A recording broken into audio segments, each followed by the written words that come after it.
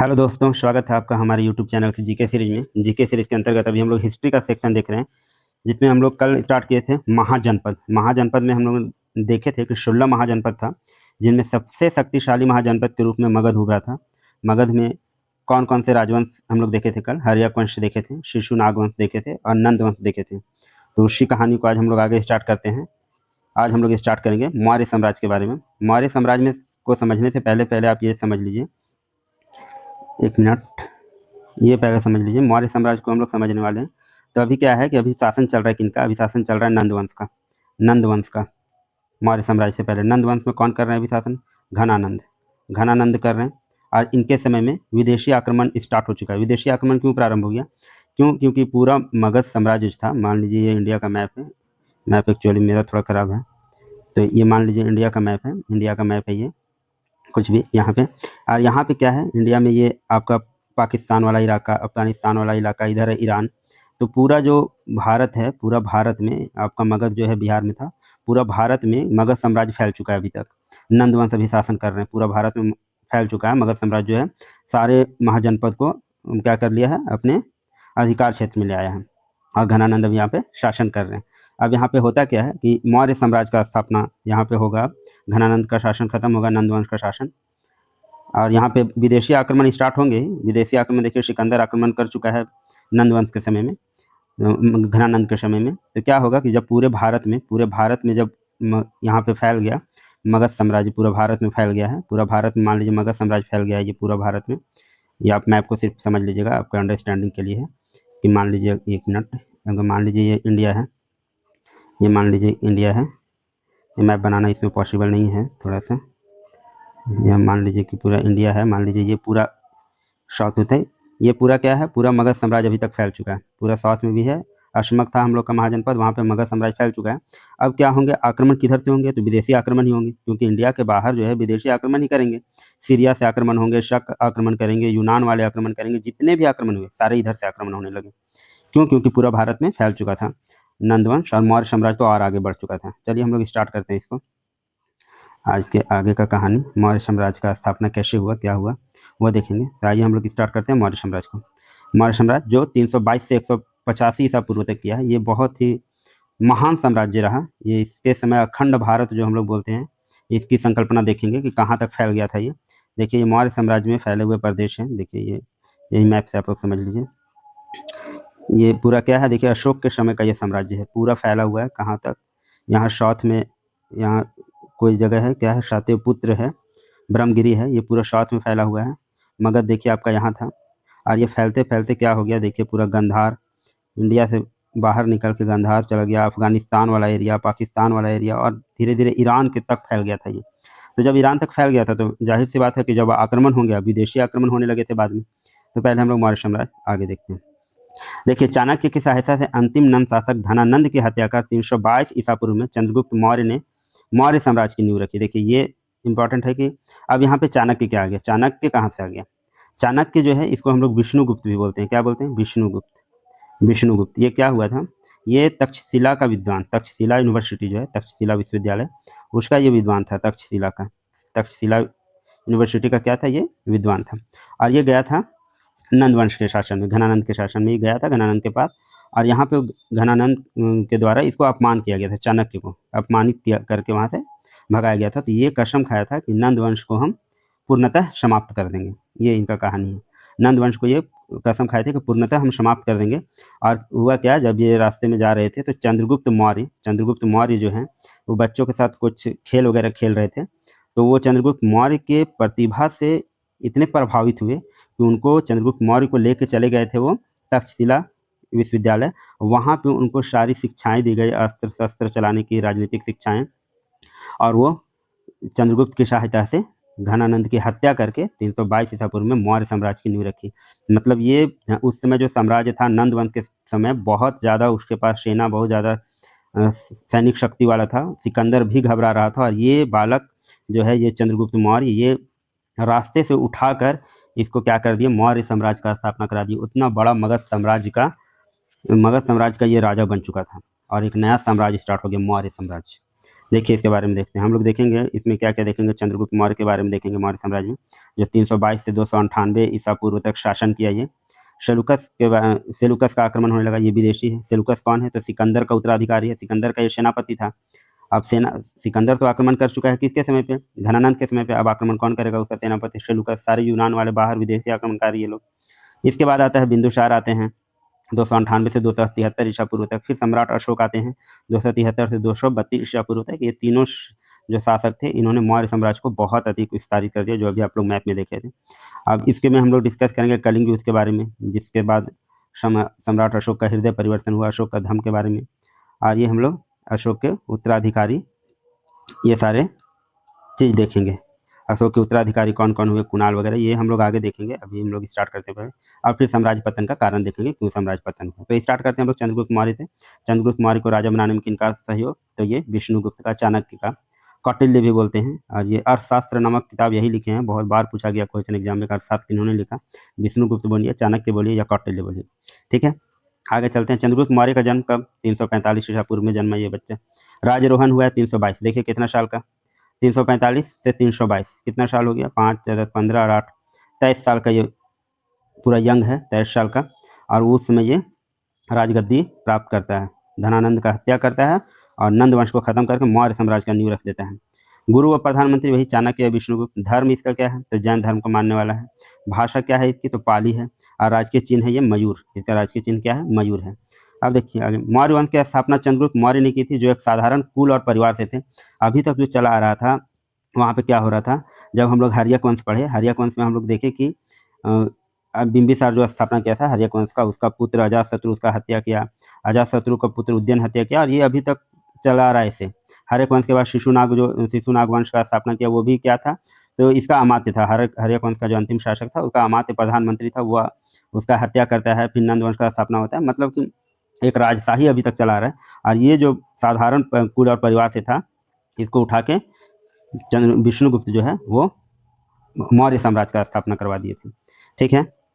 ब्राह्मणवादी परंपरा के अनुसार वे नंदों के रनवास में रहने वाली एक शूद्र महिला मूरा की कोख से पैदा हुए थे। ये बोला जाता है कि नंदों के रनवास में, मतलब उनका कोई स्थान था, नंदों के मतलब पास रहती थी एक शूद्र महिला थी मूरा, उसकी कोख से पैदा हुए थे चंद्रगुप्त मौर्य।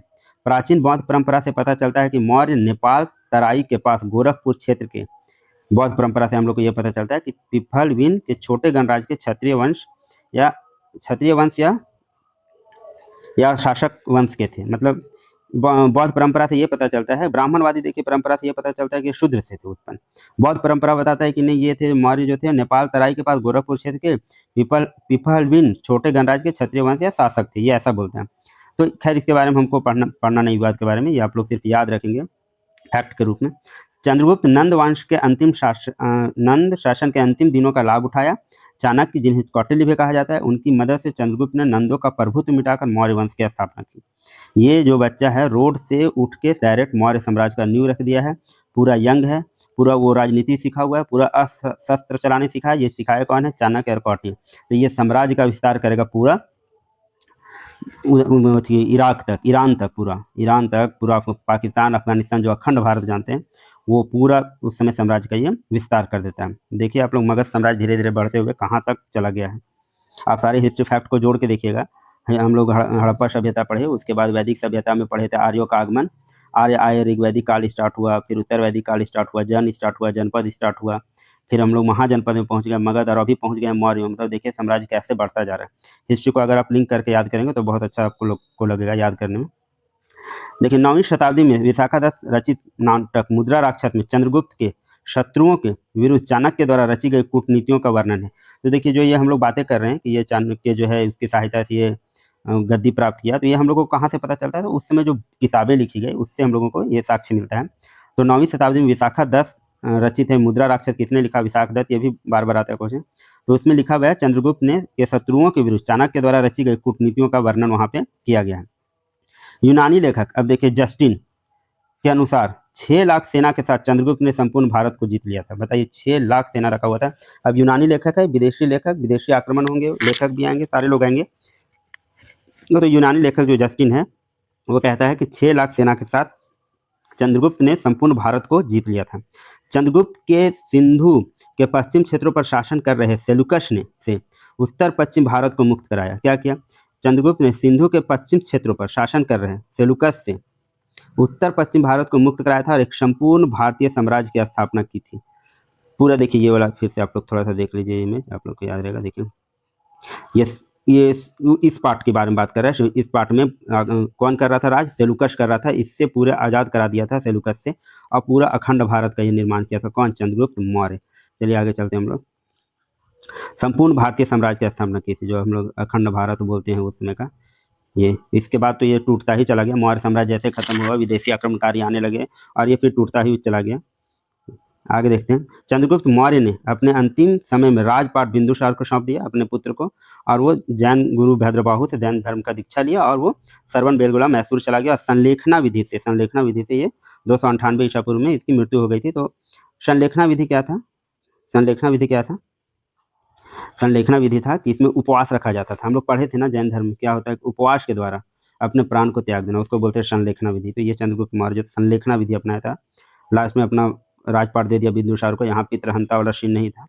जैन दर्शन में संलेखना शब्द उपवास द्वारा प्राण त्याग करने का विधि को वर्णन मिलता है। ये हम लोग जैन धर्म में पढ़ चुके हैं। अगर आप नहीं देखें, सारा वीडियो प्लेलिस्ट में है, बिल्कुल आप लोग उसको link 1 by 1 step by step देखें, आपको इतिहास बहुत अच्छा समझ में आएगा।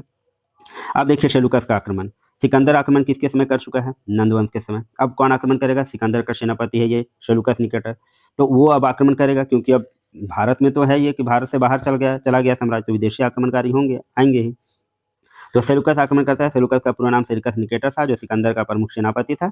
सिकंदर की मृत्यु के बाद वह बेबीलोन, वही इराक तरफ वाला एरिया है, ईरान तरफ वाला, बेबीलोन का शासक बना था। साथ ही सिकंदर द्वारा जीते गए भारतीय और ईरानी क्षेत्रों का भी उत्तराधिकारी बन गया। सिकंदर जो क्षेत्र जीता था, या भारतीय क्षेत्र हो या ईरानी क्षेत्र हो, जो क्षेत्र वो जीत के गया था, तो इस सिकंदर के बाद सेलुकस आया तो उसका उत्तराधिकारी था, उस पर राज कर रहा था। उसने सेलुसिड नाम से अपना साम्राज्य भी खड़ा कर लिया और अपना नाम साम्राज्य का नाम रखा सेलुसिड। ठीक है, ये हम लोग अभी विदेशी के बारे में पढ़ रहे हैं, तो थोड़ा नाम जो है इंग्लिश टाइप का मिलेगा। सेलुसिड नाम से अपना साम्राज्य भी खड़ा कर लिया और बेजिलियस नामक उपाधि धारण की, जिसका अर्थ होता है कि राजा। चलिए ठीक है, ये तो सेलुकस के बारे में है अभी, कि सेलुकस जो है सिकंदर का सेनापति था, बेबीलोन का शासक बना, और जो एरिया सिकंदर जीत के उसको दे के गया था, वो उस पर राज कर रहा था। सेलुसिड नाम से अपना साम्राज्य भी खड़ा कर लिया था और बेजिलियस का उपाधि धारण किया। ये सारे इंग्लिश नाम है, विदेशी आक्रमणकारी। ठीक है, जिसका अर्थ होता है राजा।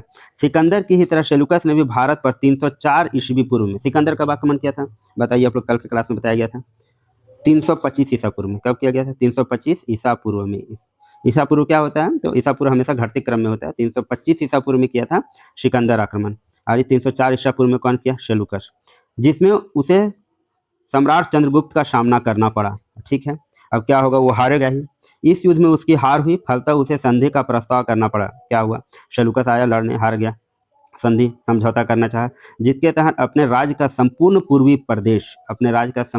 प्रदेश, मतलब कि मौर्य साम्राज्य का पश्चिमोत्तर प्रदेश, ये वाला एरिया मौर्य साम्राज्य का पश्चिमोत्तर प्रदेश, अपने राज्य का समस्त पूर्वी प्रदेश, इसका पूर्वी प्रदेश था, इधर ये राज कर रहा था ईरान की तरफ, अपना पूर्वी प्रदेश जो है, और मौर्य साम्राज्य का क्या कहलाएगा? पश्चिमोत्तर प्रदेश। ये सारा दे दिया किसको? सारा दे दिया चंद्रगुप्त मौर्य को।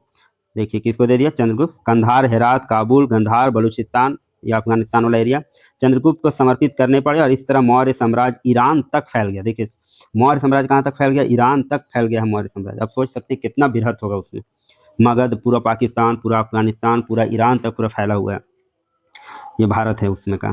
साथ ही सेलुकस ने अपनी पुत्री, देखिए ये समझौता तो क्या है, और अपनी पुत्री हेलेना का विवाह चंद्रगुप्त मौर्य से कराया। अब यहाँ पे कूटनीति चाल चल रहा है कि ठीक है, हम क्या करते हैं, इससे तो जीत नहीं पाएंगे, ये बिंबिसार शुरू से करते आ रहा है कि जिससे जीत नहीं सकता था उससे शादी कर लेता था, लेकिन यहाँ पे सेलुकस ये चाल चल रहा है कि हम चंद्रगुप्त मौर्य से तो जीत नहीं सकते, तो अपनी पुत्री का विवाह करा देते हैं चंद्रगुप्त मौर्य से। हेलेना का विवाह करा दिया चंद्रगुप्त मौर्य से, लेकिन जब ये विवाह हुआ तो चाणक्य ने 2 शर्त रखी। क्या क्या शर्त रखी? कि हेलेना से जो भी पुत्र उत्पन्न होगा वो कभी इस राज्य का उत्तराधिकारी नहीं बनेगा। ये पहला बात सेलुकस को बोला गया कि ठीक है, तुम अपनी पुत्री का विवाह करा रहे हो, बहुत बढ़िया बात, लेकिन इससे जो भी हेलेना से उत्पन्न संतान उसके राज्य का उत्तराधिकारी नहीं होगी, क्योंकि हेलेना एक विदेशी महिला है। और दूसरी, हेलेना कभी भी चंद्रगुप्त के राजकाज में हस्तक्षेप नहीं करेगी। ये चाणक्य जो इसको राजा बनाया है, कौटिल्य बोलिए, विष्णुगुप्त बोलिए, जो राजा बनाया है चंद्रगुप्त मौर्य को, ये इसका प्रधानमंत्री है अभी और सारे काम को देख रहा है। तो ये बोल रहा है ठीक है शादी होगा, लेकिन इस शर्त पे होगा कि हेलेना एक विदेशी महिला, उससे जो भी पुत्र उत्पन्न होगा वो राज्य का उत्तराधिकारी वो नहीं होगा। हेलेना कभी भी राज्य के कार्य में हस्तक्षेप नहीं करेगी, लेकिन गृहस्थ जीवन जीने का उसका पूर्ण अधिकार है, वो जैसे चाहती है वो जी सकती है। ये शर्त रखा गया।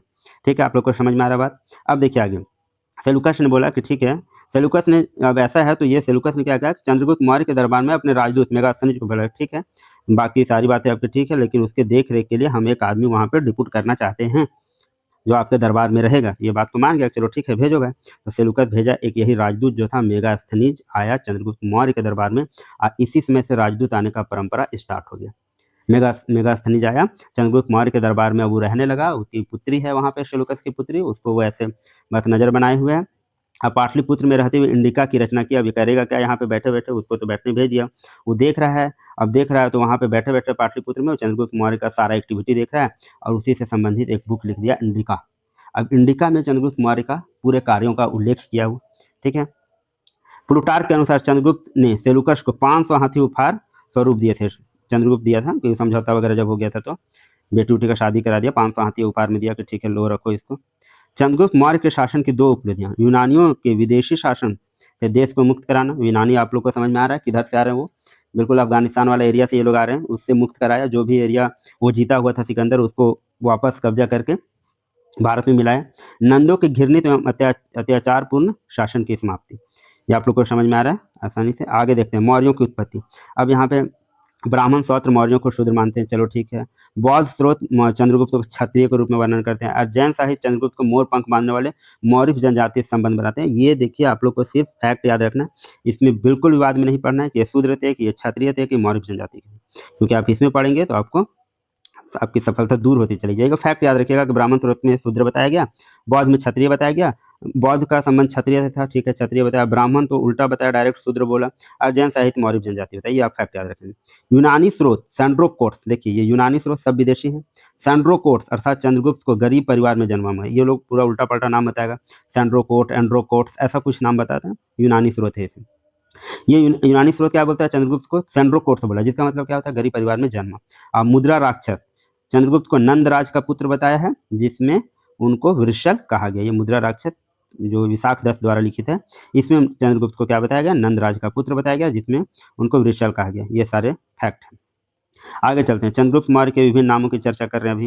यूनानी ग्रंथों में चंद्रगुप्त मौर्य के 3 अन्य नाम मिलते हैं। यूनानी ग्रंथ मतलब विदेशी ग्रंथ है, सारे नाम आपको मिलेंगे इंग्लिश टाइप के। सैंड्रोकोट्स, इस शब्द का प्रयोग स्ट्रैबो, मैरियन और जस्टिन ने किया, इसको सैंड्रोकोट्स बोला, जिसका मतलब क्या होता है, गरीब परिवार में उत्पन्न। मतलब ये तो हम लोग को समझ में आ रहा है कि वो बच्चा था गरीब, लेकिन साम्राज्य को बहुत आगे तक बढ़ा दिया। फिर एंड्रोकोट्स, इसका मतलब होता है एपियानस, प्लूटार्क, सॉरी, इसका प्रयोग किया है एपियानस और प्लूटार्क, ये सारे विदेशी नाम हैं, आप लोग को याद रखने। सैंड्रोकॉप्ट्स, इसका प्रयोग किया है नियार्क्स। ये क्या होंगे, जैसे मौर्य साम्राज्य खत्म होगा सारे विदेशी आक्रमणकारी तुरंत पहुंच जाएंगे, धीरे धीरे मोहम्मद गजनवी पहुंचेंगे, मुगल पहुंचेंगे, ये सारे पहुंचना है। अभी अभी का जो भारत देखिए वो बहुत सारा समृद्ध भारत है, बहुत मजबूत भारत है। जैसे मौर्य साम्राज्य गड़बड़ होगा, मौर्य साम्राज्य खत्म होगा, विदेशी आक्रमणकारी घुसने लगेंगे। चंद्रगुप्त के प्रशासन की सबसे बड़ी विशेषता क्या थी, विशाल सेना का रख रखाव, विशाल सेना का रख रखाव। चंद्रगुप्त की सैन्य शक्ति अब हम लोग देखते हैं। चंद्रगुप्त के पास एक विशाल सेना थी, बताइए, जिसमें 6 लाख पैदल सैनिक थे। सोच के देखिए, 6 लाख पैदल सैनिक, जहां चले जाएं जो एरिया पूरा खाली हो जाता होगा। 30,000 घुड़सवार सैनिक थे, 9,000 हाथी थे, और 36,000 हस्ती सैनिक, मतलब हाथी को चलाने वाले राइडर, एलिफेंट राइडर बोलते हैं उसको। 8,000 रथ थे, और 24,000 रथी सैनिक। रथी सैनिक मतलब रथ पे एक चलाता है वो तो अलग हो गया, रथ चलाने वाला, एक रथ पे खड़ा होकर तीर धनुष चलाता है उसको रथी सैनिक बोलते हैं। इतना विशाल सेना था, इसकी शक्ति सर्वोच्च हो गई थी, मतलब मौर्य साम्राज्य। चंद्रगुप्त मौर्य का साम्राज्य उत्तर पश्चिम में, देखिए कहाँ तक, उत्तर पश्चिम एकदम उधर चले जाइए आप लोग, पाकिस्तान अफगानिस्तान, उधर ईरान, उत्तर पश्चिम में ईरान फारस से लेकर पूर्व में बंगाल, बांग्लादेश आ जाइए, पूरा बांग्लादेश वाला एरिया, उत्तर में चले जाइए कश्मीर, और दक्षिण में एकदम कर्नाटक तक फैला हुआ था इसका साम्राज्य। इतना बड़ा साम्राज्य वो था उस समय का भारत। चंद्रगुप्त की मुक्ति सेना, चंद्रगुप्त ने उन गणतंत्रों की वीर सैनिकों व जनता को एकत्रित किया जिन्होंने अपनी स्वतंत्रता की रक्षा के लिए सिकंदर से अंतिम दम तक युद्ध किया, जिसको जस्टिन ने लुटेरा कहा। जस्टिन क्या बोला है, लुटेरा बोला है लोग को, क्यों बोला है कि जैसे वो लोग आक्रमण करता है, जस्टिन क्या है तो विदेशी है, उधर से सिकंदर वगैरह आ रहा है, आक्रमण करने आ रहा है, तो इधर के लोग जो हैं, इतनी विशाल सेना थी, तो मतलब मगध से पूरा उधर पश्चिमोत्तर एरिया को संभाल पाना। तो ऐसा तो नहीं था कि सेना मगध से जाता होगा, सारे तरफ सैनिक फैले हुए होंगे। तो ऐसे सैनिकों को अपने जगह अपने सैनिक व्यवस्था में रखा, जो क्या किए थे, उन गणतंत्र के वीर सैनिकों को जनता का एकत्रित किया जिन्होंने स्वतंत्रता की रक्षा के लिए सिकंदर से अंतिम दम तक युद्ध किया। सिकंदर तो आक्रमण करेगा उधर से ही, पश्चिमोत्तर भारत से, डायरेक्ट तो मगध पहुंचेगा नहीं, तो उधर से आक्रमण कर रहा है। तो वहाँ पे जो लोग लड़ाई किए थे सिकंदर से, उसको वो अपने सैनिक मतलब जो सेना का गठन किया था उसमें वो चंद्रगुप्त मौर्य रखा, जिसको जस्टिन ने बोला कि लुटेरा, कि इधर आते हैं ये लोग मार पीट के लूट लेता है सामान। तो जस्टिन की नज़र में तो लुटेरा होगा ही, उससे कोई फर्क नहीं पड़ता, लेकिन वो मौर्य साम्राज्य के लिए और भारत के लिए वो अच्छे थे। भारतीय ग्रंथों में आरठ या अराष्ट्रक कहा गया, किंतु चंद्रगुप्त केवल इन रंगरूटों पर ही निर्भर नहीं था। अब मतलब इनको कहा गया जस्टिन तो लुटेरा किया, और भारतीय ग्रंथ में आराट या अराष्ट्रक इनको कहा गया, किंतु चंद्रगुप्त केवल इन रंगरूटों पर ही निर्भर नहीं था। मतलब सिर्फ यही लोगों पर निर्भर नहीं था जो सिकंदर से लड़ाई किया था। वो क्या किया था, उसने सैन्य संग्रह के सभी साधनों का उपयोग किया। एक मिलीजुली सेना तैयार की, जिसमें मुद्रा राक्षस नाटक के अनुसार, मुद्रा राक्षस के लेखक विशाख दत्त, बहुत बार आएगा, आप लोग को याद हो जाएगा, टेंशन नहीं। मुद्रा राक्षस नाटक के अनुसार शक शक सब उधरी के विदेशी आक्रमणकारी, शक, यवन, किरात, कंबोज, पारसिक, वैनिक आदि विविध जातियों के सैनिक सम्मिलित थे। जो उधर से आक्रमण करने आया, पकड़ के रख लिया, वो मिल गया मौर्य साम्राज्य में, वो सारे लोगों का एक सैनिक बनाया था ये चंद्रगुप्त मौर्य। ये था चंद्रगुप्त मौर्य का कहानी। चंद्रगुप्त मौर्य अब ये क्या करेगा, अपना शासन राजपाट देगा बिंदुसार को, और निकल जाएगा ये एवं कर्नाटक श्रवण बेलगोला, जब हम जैन धर्म में संलेखना विधि से प्राण त्याग देते हैं। ये था उसमें। अब देखिए बिंदुसार आया 298 से 273 ईसा पूर्व। चंद्रगुप्त मौर्य का उत्तराधिकारी बिंदुसार हुआ, जो कि 298 ईसा पूर्व में 15 वर्ष की आयु में मगध की राजगद्दी पर बैठ गया। 15 वर्ष मात्र उसका आयु था। अमित्रघात नाम है इसका, मतलब शत्रु विनाशक साम्राज्य। इतना बड़ा साम्राज्य को अपने पिताजी दे के गए कि लो संभालो। अमित्रघात नाम है इसको, मतलब कोई भी शत्रु है उसको पहले नाश करो। जैन परंपराओं में बिंदुसार की माता का नाम दुर्धरा मिलता है। ठीक है भाई, इनका माता का नाम आप लोग याद रखिएगा। इनका फिर काम देखिए, स्टैबो के अनुसार सेलुकस, अब देखिए सेलुकस का उत्तराधिकारी एंटियोकस प्रथम। और सेलुकस से पहले कौन, सिकंदर। समझ में आ रहा बात आप लोग को। सेलुकस का कौन है, इसका कौन, इससे पहले कौन था, सिकंदर। सिकंदर के बाद कौन आया, सेलुकस। कौन एरिया में ये लोग है, ईरान वाला एरिया में, पश्चिमोत्तर भारत, उधर पूरा ईरान वाला एरिया में, बलूचिस्तान अफगानिस्तान वाला एरिया में लोग शासन करता है। सेलुकस आया, सेलुकस का उत्तराधिकारी आ गया एंटियोकस प्रथम ने अपना राजदूत डायमेकस को बिंदुसार के दरबार में भेजा। देखिए पहले समझिए, डायमेकस को ही भेजा। इससे पहले कौन आ चुका है, सेलुकस किसको भेज चुका है, तो सेलुकस भेज चुका है मेगास्थनीज को। और मेगास्थनीज के बाद ये दूसरा अपना, अब उसके बाद का शासन है, उसका पुत्र आ गया है बिंदुसार। सेलुकस की जगह एंटियोकस प्रथम आ गया, तो मेगास्थनीज भी बूढ़ा हो गया होगा। तब उसके जगह एंटियोकस प्रथम ने किसको भेजा, डायमेकस को भेजा बिंदुसार के दरबार में।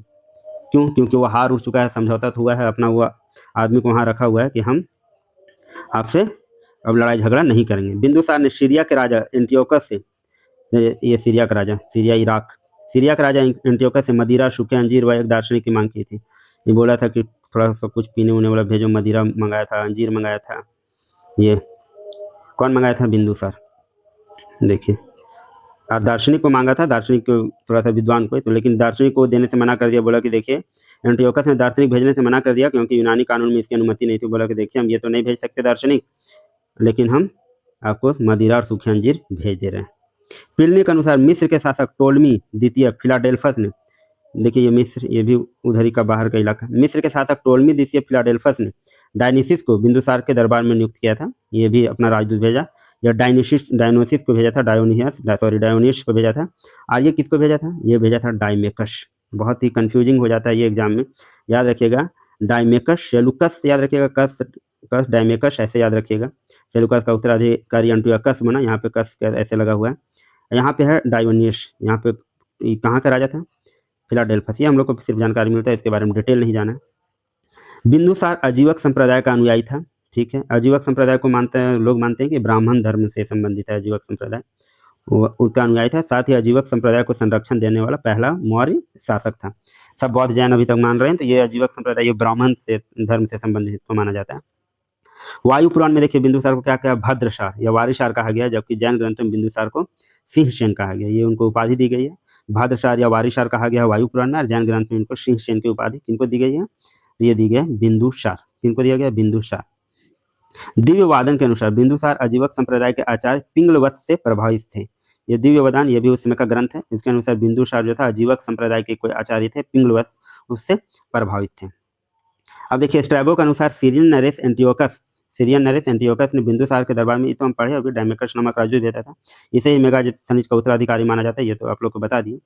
बिंदुसार के शासनकाल में तक्षशिला गंधार की राजधानी में, अब देखिए क्या हुआ, तक्षशिला जो था गंधार की राजधानी, हम लोग गंधार महाजनपद पढ़े थे, तक्षशिला जो था वहाँ पे हो गया विद्रोह। अब वहाँ पे विद्रोह हो गया बिंदुसार के समय में, दो विद्रोह हो गए वहाँ पे, मतलब इंटरनल विद्रोह हो गया।